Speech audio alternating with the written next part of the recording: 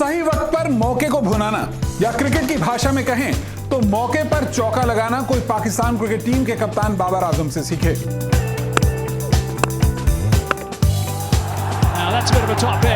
एक बार फिर बाबर आजम ने विराट कोहली के एक बहुत बड़े रिकॉर्ड पर कब्जा कर लिया है।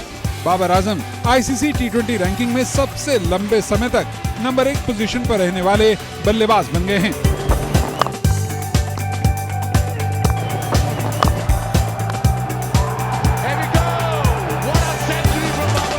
आज हम बात करेंगे पड़ोसी मुल्क के एक सुपरस्टार की, एक ऐसे सुपरस्टार की जो अब पूरी दुनिया भर में राज कर रहा है। टी20 में भी, वनडे में भी, दोनों की रैंकिंग में नंबर 1 पर बना हुआ है और टेस्ट में नंबर 4 पर है।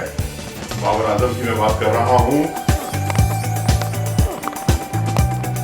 Easy shot this time, that's gone for 6. Babar Azam is making it ridiculously easy. आज टी20 क्रिकेट में भी वो नंबर 1 है, वनडे क्रिकेट में भी नंबर 1 है और टेस्ट में नंबर 4 है।